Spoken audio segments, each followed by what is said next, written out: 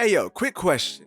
Who is the villain in She-Hulk? Like, we're 3 episodes in, and at this point, we haven't gotten that much information on the larger plot of She-Hulk or even who the villain of the show will be.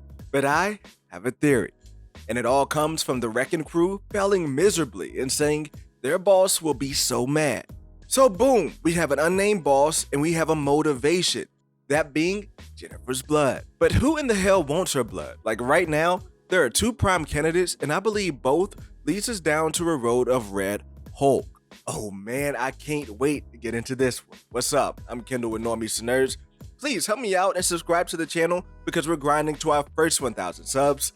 Let's get it. Because we finally got a bit of a clue about what the villain of this show may be after. And like I said, I got two possibilities of who that villain could be. So let's get right into it with the first one being Val Contessa de Fontaine. And to be real, sorry if that's a bit too obvious. But bruh, let's think about what we know about Val so far. We know that A, she's assembling a team. And B, we already know that she has a Black Widow and a souped up US agent. Now I believe that she's out there looking for her Hulk to be on the Thunderbolts team. With the Thunderbolts coming up, a lot of people have assumed that it would just be Abomination.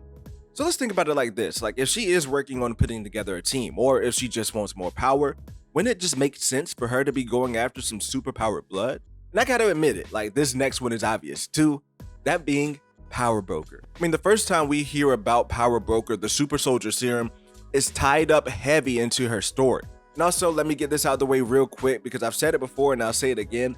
I do not believe Sharon Carter is the real Power Broker. But even if she is, that doesn't discount the fact that the Power Broker should be hungry for more super soldier serum, like by any means necessary. And while Bruce is pretty much off-world or isolated for the most part, Jen may seem like more of an easy target when it comes to extracting blood. There's actually a bit of a connection that hints that Power Broker is the real boss behind the Wrecking Crew. And that clue really lies in the powered up gear that the crew is using. Like the gang has Asgardian construction gear. And when I think about Power Broker, like you can't forget that Sharon says that she now has access to all of the weapons from the US government now, right?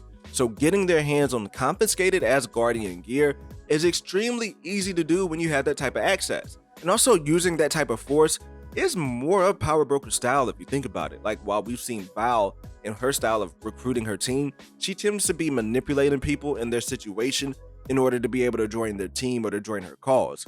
Which is why I'm leaning more towards Power Broker being the real boss, because in this situation, I can see Val reaching out to Jennifer Walters talking about the positives and what could come from her sharing her blood as she could be trying to get her hands on it. And in this case, the boss is just trying to take it from her. But like I said earlier, I think both of these scenarios are leading us down a path for us to get a Red Hulk.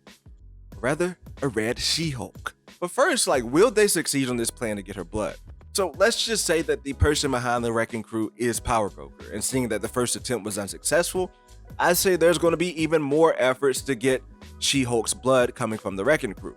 But get this, like each time they try, they get more and more powerful weapons in order to try and take her down. I mean, come on, sending them over there with like the lowest grade of Asgardian tech as you could seems more like a, quote, let's just see how hard this is going to be, end quote, move more than anything else. Like that being said, I think that Jennifer's blood will end up making it out into the world and end up in the wrong hands. I mean, she does need to have a formidable opponent in this series, and I'd love to see them juice up Titania and level her up in order to get a good rematch in, say, the finale or later in this show.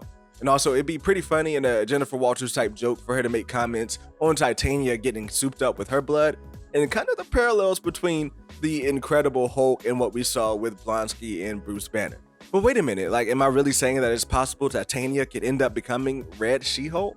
I think so. And look, I'm not usually a fan of losing a character by way of combining two of them, right? But in this case, it's a villain, a lesser known villain at that. And with the passing of William Hurt, which by the way, I definitely think that they should recast Thunderbolt Ross, I can see them working up a replacement for Red Hulk by creating a Red She-Hulk.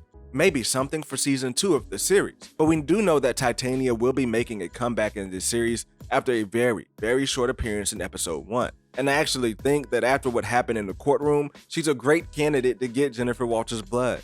It's also a very, very far-fetched possibility that she could already have some of Jennifer Walters' blood. Like, It's possible that someone could have tracked down that car crash and the reports from that bar in episode 1 that a Hulk girl was tackled by Smart Hulk, like that still has to be out there somewhere.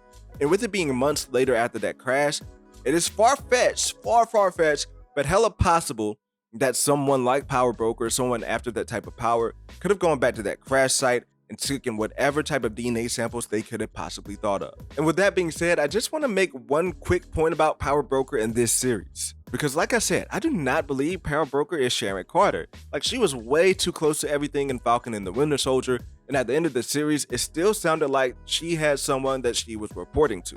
But even if Sharon is Power Broker, I think this series would be a great way to unveil more clues about Power Broker and his or her true scope of power. But man, Jen's blood becoming the true plot of this story, who would have ever seen this coming?